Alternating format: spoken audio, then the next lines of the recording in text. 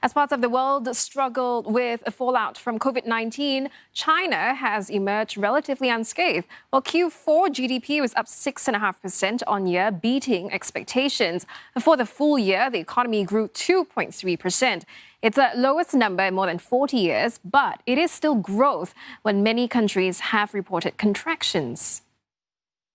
我国经济在极不平凡之年取得了极不平凡的成就，交出了一份让人民满意、世界瞩目、可以载入史册的答案。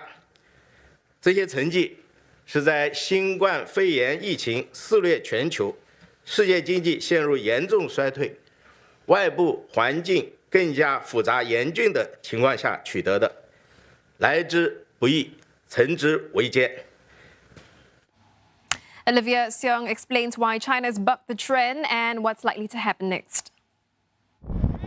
In a sign of continued recovery following what authorities have called an unprecedented year, China's economy grew 6.5% in the fourth quarter of 2020 on year, beating analysts' expectations.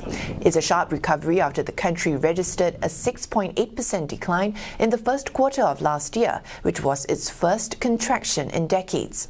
This came after authorities imposed harsh lockdowns in parts of the country to try and contain the coronavirus, bringing a halt to production and spending. But with the outbreak largely under control, China's economy has continued its rebound.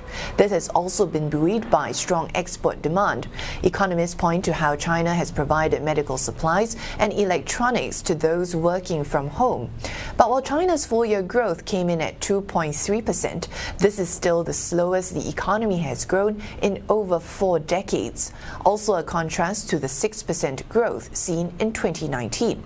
But a Chinese official told reporters that China's recovery is set to continue in 2021, while the International Monetary Fund forecasts that China will post a strong rebound of around 8% GDP growth this year.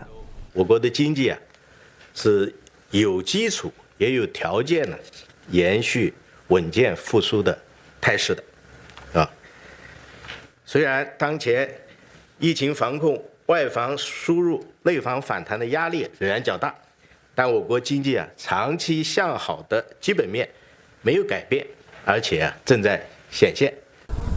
China is currently battling a resurgence of COVID-19 in its northern regions, and analysts say this may have an impact on spending, especially as Chinese New Year approaches.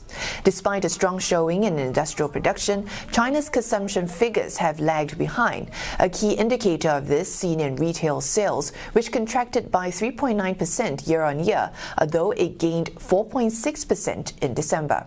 Officials say the December fluctuations are due in part to COVID-19 cases in some localities. Olivia Seong, CNA, Beijing.